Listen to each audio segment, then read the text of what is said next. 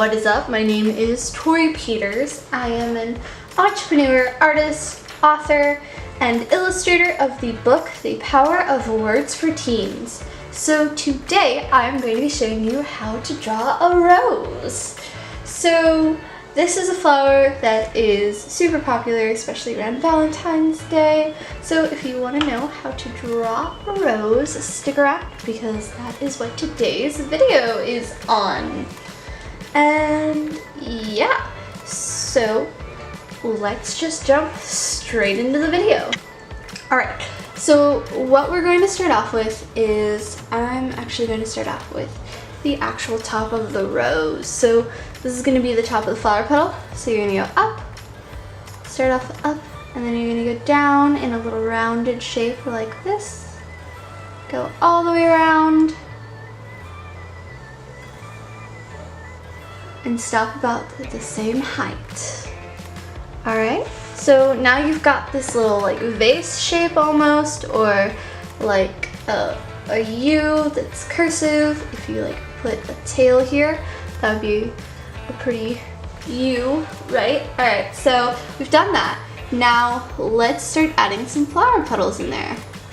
Just straight off the bat. So you're just gonna do a curved line all the way up and attach it to this side of it. And if you go down, do another curved line just like that. Now if you just leave it like that and you like do a little top bit like this, it could be a tulip. Super pretty, super easy. That's honestly how I drew tulips and flowers as a little kid. So yeah, if you want to just leave it like that, you can. If you want to go full on rose, I'm going to start up here towards the top and do like a half oval shape right there. And then we're going to go and do it again more down towards the bottom down here. This is going to represent your back flower petal and a sort of middle front flower petal right there. So I'm going to bring it a little bit closer, that way everyone can see. Yeah, there we go. And then this is the part that becomes a bit more tricky.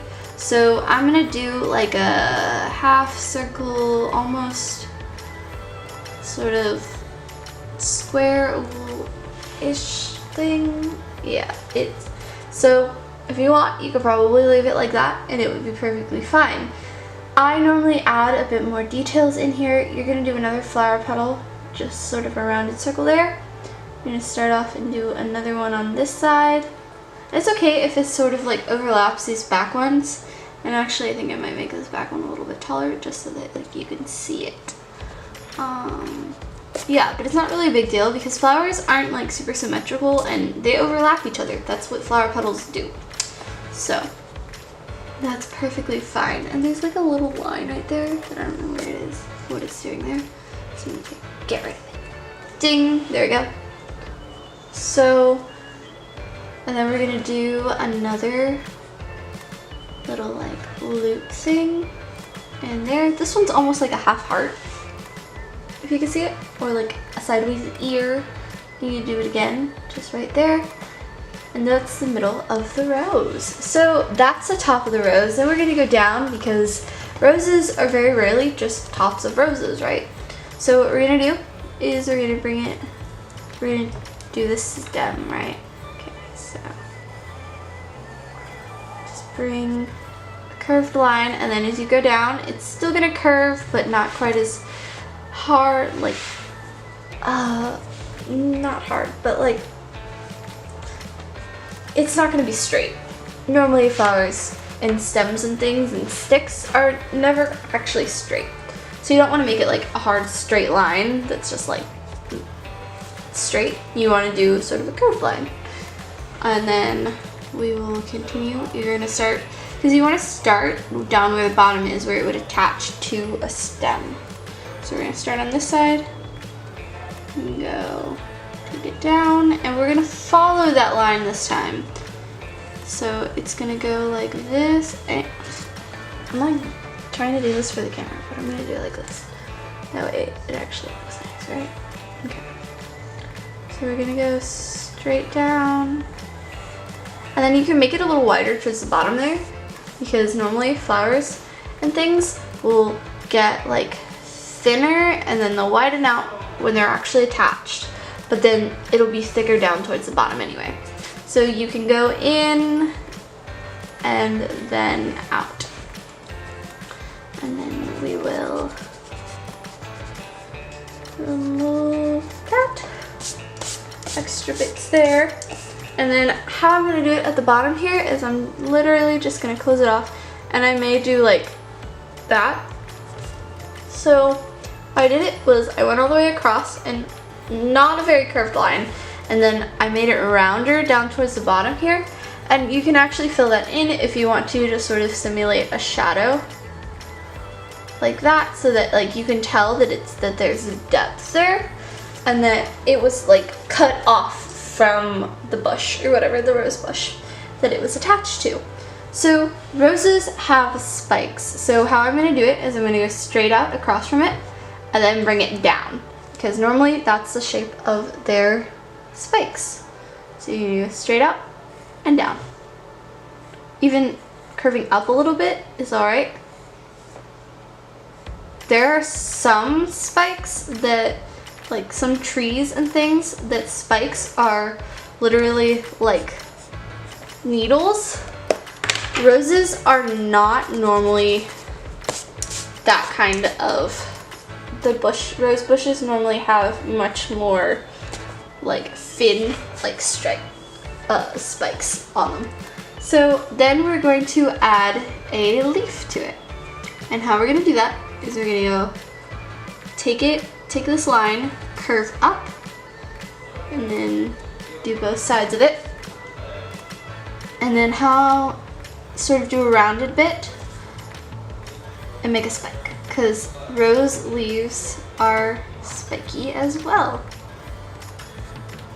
So, and then I think I'm just gonna leave it there. And then you'll do it on the other side, and it doesn't have to be perfectly symmetrical. You do however you want to do it. Here we go. And then when you look at a leaf, a lot of times there is about a line right down the middle there. And then you'll take lines and you'll curve them, because leaves are not normally straight. So the lines that you do, you want to curve out from that middle line there. And there you go. Cool. So here is our rose, and if you want, you can add some shadow into this back bit right here. Let's see how that would look. That way, like, you know that leaf is further, or that flower petal is further away, and it sort of adds some depth in there.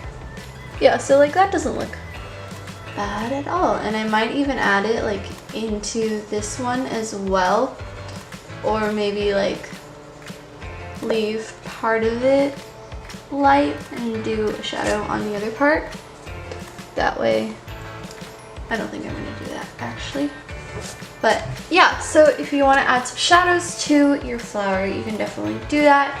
Maybe do it like on this side or whatever. So say the sun was coming this way, this side would be in shadow, and you could add a bit of shadow in there to make it look a little bit more realistic, and like down this stem down here as well.